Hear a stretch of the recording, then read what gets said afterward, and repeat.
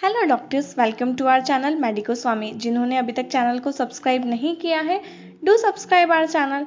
Today's video is all about 5 best homeopathic medicine for acne. Acne के लिए कौन कौन सी वो होम्योपैथिक मेडिसिन है जो हम लोग दे सकते हैं। होम्योपैथी में ऐसी कई सारी मेडिसिन है जो एक्ने पर बहुत अच्छे से काम करती है, लेकिन आज हम लोग डिस्कस करेंगे कुछ 5 मेडिसिन जो एक्ने में इनफेलिएबल है। सबसे पहले जानते हैं कि एक्ने क्या होता है, कैसे होता है, फिर जानेंगे कि कौन कौन सी मेडिसिन है। तो सबसे पहले देखते हैं एक्ने। एक्ने एक नॉर्मल स्किन कंडीशन है जिसे हम कॉमनली पिंपल कहते हैं। एक्ने स्किन पोर्स के क्लॉग्ड होने की वजह से होता है। स्किन पर छोटे छोटे से पोर्स होते हैं, जब वो क्लॉग्ड हो जाते हैं उसकी वजह से होता है एक्ने। नॉर्मल स्किन पर छोटे छोटे से हेयर फॉलिकल्स होते हैं। जब वो हेयर फॉलिकल्स में ऑयल या skin cell, dead skin cell फंस जाते हैं और वो उसको बंद कर देते हैं, उसकी वजह से एक्ने होते हैं। अब देखते हैं कौन सी ऐसी 5 होम्योपैथिक मेडिसिन है जो इन पर बहुत ज़्यादा अच्छे से काम करती है। First is antimonium crudum, arsenicum iodatum, psorinum, kali brom and sulphur. अब जानते हैं स्पेसिफिकली कौन कौन सी मेडिसिन किस टाइप के एक्ने पर वर्क करती हैं। Sir, first medicine is antimonium crudum. Antimonium crudum एक बहुत ही लॉन्ग एक्टिंग रेमेडी है। माइजम सोरा साइकोसिस कवर करती है। सोरा माइजम है, ईच होगी तो मतलब जहाँ एक्ने है वहाँ ईच होगी। साइकोसिस माइजम है, ओवरग्रोथ होगी, एक्ने बहुत ज़्यादा बड़े बड़े रहेंगे।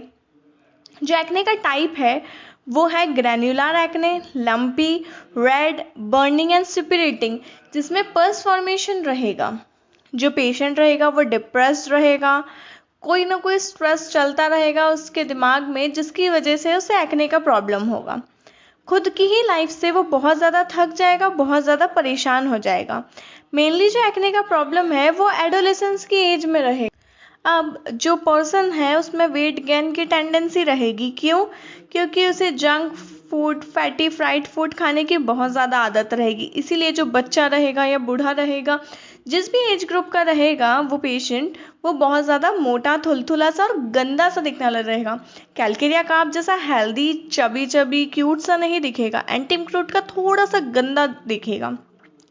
मेंटली पेशेंट बहुत ज़्यादा एग्जॉस्टेड रहता है, थका हुआ रहता है। किस पोटेंसी में यूज़ करेंगे? 30 और 200 में। इससे ज़्यादा पोटेंसी में पिंपल्स के लिए नहीं देंगे। अगर आपको कोई एकदम स्ट्राइकिंग पिकुलर सिम्टम मिलता है तो आप बिल्कुल दे सकते हैं। Now let's see our second medicine. So our second medicine is arsenicum iodatum. Miasm है सोरा एंड सिफिलिस। सिफिलिस है डिस्ट्रक्शन होगा, जो पिंपल्स रहेगी, एक्ने रहेंगे, उसमें से ब्लीडिंग, पस, म्यूकस का डिस्चार्ज रहेगा। जो एक्ने है वो पस्चुलर और नोड्यूलर टाइप के रहेंगे, मतलब बड़ी बड़ी सी गठानों जैसे। उससे इजीली आप हाथ लगाओगे अगर तो बहुत सा फील कर पाओगे, ऐसा जैसे लिम्फ नोड एनलार्ज होते हैं तो कैसा फील होता है, सेम टू सेम फील होगा। आर्सेनिकम आयोडेटम का पेशेंट बहुत ज़्यादा इरिटेबल होता है, इम्पेशेंट होता है। किसी भी चीज़ के लिए उसको थोड़ी सी शांति नहीं होती है, चाहिए तो अभी चाहिए, करना है तो अभी करना है, इस टाइप का पेशेंट रहता है। 2 ऑप्शंस के बीच में कभी भी डिसाइड नहीं कर पाएगा। पल्सरटिला के जैसे, जैसे पल्सरटिला भी 2 चीज़ों के बीच में डिसाइड नहीं कर पाती है, same happens with arsenicum iodatum. तो इस प्रकार का जो उसका नेचर होता है, इरिटेबल, इम्पेशेंट, इरेगुलर, इन सारी चीज़ों की वजह से एंड्रोजन हार्मोन का बहुत ज़्यादा सिक्रीशन होता है। एंड्रोजन हार्मोन सिक्रीट हो रहा है मतलब वो सीबम को भी इंक्रीज करेगा। जैसे ही सीबम इंक्रीज होता है एक्ने का प्रॉब्लम स्टार्ट हो जाएगा, because sebum secretion is the main cause behind the acne. तो इस पूरी साइकिल ऐसे चलती है, इसलिए we should always think healthy. Same potency use करेंगे 30 and 200। Our third medicine is psorinum. Infallible medicine for skin problem. कैसी भी स्किन प्रॉब्लम हो, अगर बेस्ट से बेस्ट मेडिसिन फेल हो गई एक्शन करने में, psorinum is the best choice. लेकिन सोराइनम को कभी भी इनिशियली स्किन केसेस में नहीं यूज़ करना चाहिए जब तक कि आपको प्रॉपर सिम्टम्स ना लगे कि हाँ ये सोराइनम का ही पेशेंट है। ठीक है। माइजम है इस सोरा, सल्फर की तरह ये भी सोरिक मेडिसिन है। एक्ने जो होते हैं पस्चुलर टाइप के होते हैं। एक्ने का मेन रीजन होता है सोराइनम में ऑयली फेस। फेस पर बहुत ज़्यादा ऑयल का सिक्रीशन होता है, सीबम का सिक्रीशन होता है, जिसकी वजह से एक्ने होते हैं। जनरली जो एक्ने होते हैं वो उन लोगों में होते हैं जिनको बहुत ज़्यादा आदत होती है चाय की, कॉफ़ी की, फैटी फूड या शुगर। हम लोगों ने कई बार सुना है कि शुगर से और मीठा ज़्यादा खाने से पिंपल्स ज़्यादा होते हैं। एक्ने जो है वो मेंसेस के पहले ज़्यादा होते हैं।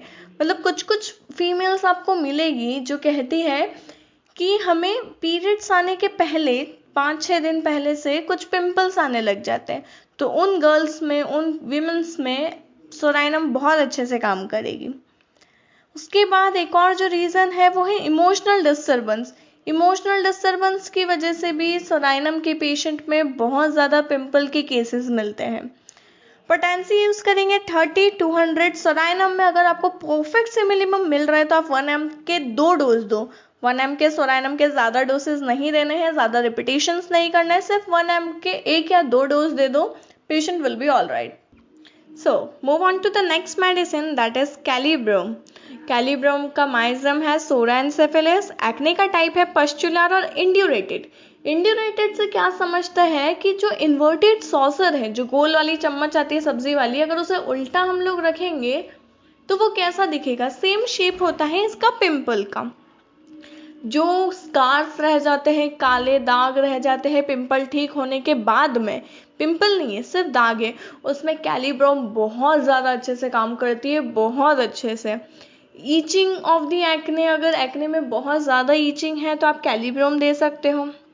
पेशेंट ओबेस होता है, नर्वस, डिप्रेस्ड, लो स्पिरिटेड, मतलब कैलिब्रोम में एक चीज़ ये भी कह सकते हैं कि पेशेंट हमेशा गलत चीज़ों की और ज़्यादा देखता है। लाइक कह दें हम कि कोविड खत्म हो जाएगा, अरे क्या भरोसा हो ना हो, तो इस तरीके का पेशेंट ज़्यादा होता है कैलिब्रोम। तो जब आप केस चेकिंग करोगे तो आपके सामने ये चीज़ें आएगी कि वो आपके क्वेश्चंस को कैसे रिस्पॉन्ड कर रहा है, किस चीज़ को किस वे में ले रहा है। तो ये सारी चीज़ें देखने के बाद ही आपको डिसाइड करना है कि आपको कौन सी मेडिसिन देना है। पेशेंट बहुत ज़्यादा रेस्टलेस फील करता है, रातों में उसे नींद नहीं आती है। क्यों नींद नहीं आती? क्योंकि वो सोचता बहुत ज़्यादा है। किस चीज़ के बारे में सोचेगा? किसी भी चीज़ के बारे में, बिजनेस के बारे में, अपने लव अफेयर के बारे में, काम के बारे में, जो चीज़ उसके नहीं भी काम की है उस बारे में भी वो सोचने लग जाता है। इस वजह से उसे नींद नहीं आती। पोटेंसी हम लोग 30-100 के आगे नहीं जाएंगे। बहुत सारे cases, like 7 out of 10 cases kali brom के 30 पोटेंसी के डोसेस से ही ठीक हो जाते हैं। Our last but not the least medicine, that is sulfur.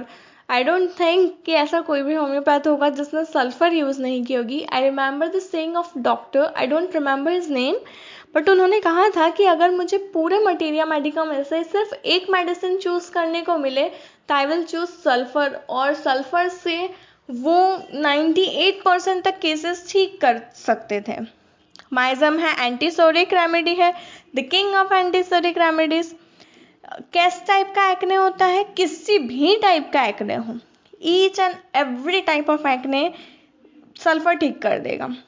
सोचने की ही ज़रूरत नहीं है। अगर आप पेशेंट आपके पास पहली बार आया है, you are unable to decide what to do, just give sulphur in less potency, like 30 में दे दो। आप ज़्यादा पोटेंसी में दोगे तो बाद में दिक्कत आएगी, आप मेडिसिन चेंज नहीं कर पाओगे और अटक जाओगे।